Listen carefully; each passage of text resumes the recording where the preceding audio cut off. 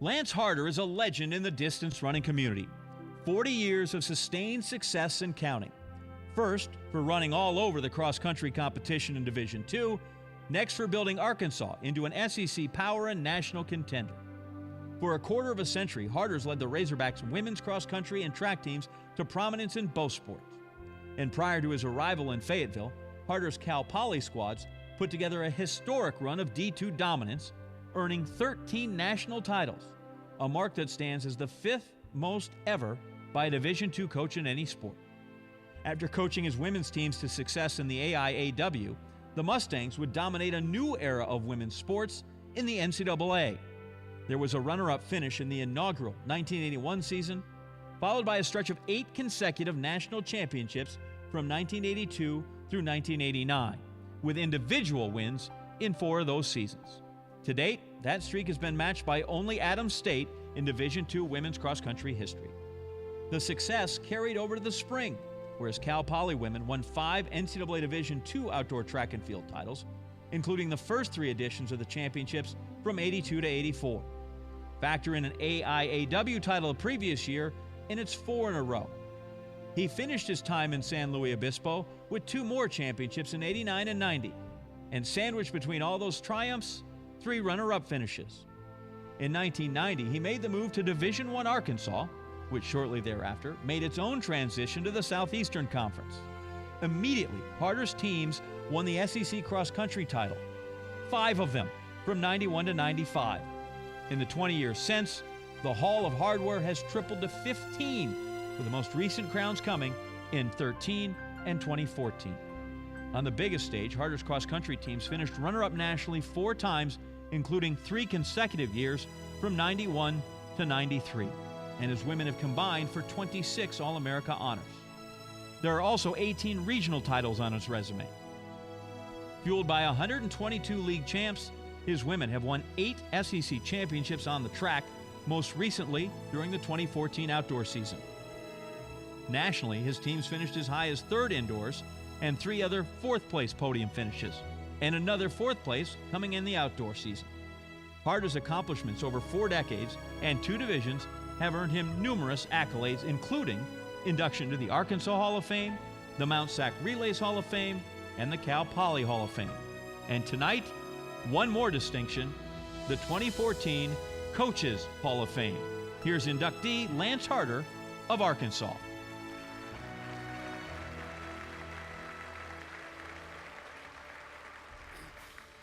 Thank you very much. I will say shorts like that in the 80s were very popular and very much in demand.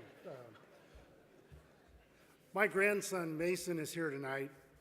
His remark was, well, it's about time. He's only 6, so he wasn't here for the previous 34 years to realize how long it takes to earn this opportunity and great honor. It's always about time. When we think about our profession, our lifestyle, we are slaves to time. We're always aware of it. And with that in mind, it's about time that I thank the committee. It's always time that I thank my family, especially my wife, Kim, who is my greatest supporter, also keeps me directed and focused. And it's about my children, who have probably sacrificed more than anyone, because when I'm away helping raise other people's children, they're the ones that are home without me. It's about time that I thank my mentors, and I've been very fortunate. I was a 29-year-old high school coach, given my first opportunity to coach in college. And I had great leadership in Steve Miller, Brooks Johnson, Dr. Joe Vigil, Coach Mack, of course, and Steve Simmons. All have enlightened me about how to be a better coach. 29 years old, and they take the chance to allow me to coach a women's team at Cal Poly San Luis Obispo, a small town on the Central Coast. I started with a budget of $10,100. I had 4 athletic directors later, 11 years towards the program. My budget was still $10,100. They were very consistent, and they were always very traditional with the answer. You're winning, so why do you need any more? But something did happen during that time. I was audited 5 times by the IRS because one of the things we had to do is whatever we couldn't cover above and beyond the $10,100 came out of my pocket or monies that I was able to raise. So on the 5th time, I got a piece of advice from my agent, the IRS agent, saying, you need to get out of Cal Poly and move on. So I moved on, and I was very blessed to have 2 great coaches that assisted me at Cal Poly. They both were not included in that $10,100. They worked for free. Fred Harvey, Dave Chinelli, very blessed to have them become great powers in Division I coaching. But my present coaches, Brian Compton, Chris Johnson, Megan and Rick Elliott, and my former Lonnie Green, Jeff Kent, Adam Tribble. I share this honor with you because the secret that I'm always asked to give is, my secret is attract great coaches, complement my weaknesses, and make our program better. I also need to thank our medical staff. I have a gentleman named Dr. Dan Fulmer with the work of Mark Hinton that helped us create probably one of the greatest medical support systems in track and field, and I'm truly blessed to have that. I'm also very fortunate to have a gentleman. We are a unique program at Arkansas, separate programs, but with the unity of Chris Bucknam and his staff, that we're a united front. And so we'll always work together, support each other, and have a common focus and direction. It's time I thank my administration.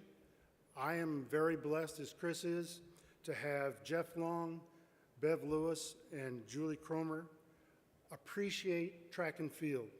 And when you see our facilities at Indoor Nationals, you'll truly realize we live a very spoiled and charmed life.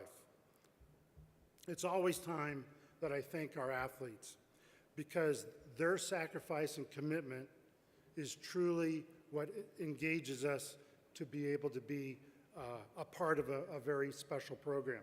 At Cal Poly SLO, I tell my athletes today at Arkansas, they got $10 a weekend for meal money. They look at me and go, that's impossible. Well, it was true. They made great sacrifices, but what's real special is that they were allow us as coaches to share the dreams that they were able to realize and the hardships that they overcame. So on my first weekend where I had an opportunity to take my first team at Arkansas to a cross-country meet, I spent more than $10,100 and felt guilty for the rest of the day. And then the next day I felt great. I reflect back to a conversation we used to have. Gary Wilson was a Division III coach. I was a Division II coach. We had something in common. We both wanted to be Division I coaches because, man, we were going to tear you guys up. Little did we realize how many great coaches there are. And I am truly appreciative of the time, the consideration, the ideas that you have that I've been able to tweak a little bit, call my own, and we live happily ever after. It's this time with the fellow honorees tonight, I am humbled to join those that have been honored in the past. Thank you. Presenting the Hall of Fame Award, Purdue head track and field and cross-country coach, Lonnie Green.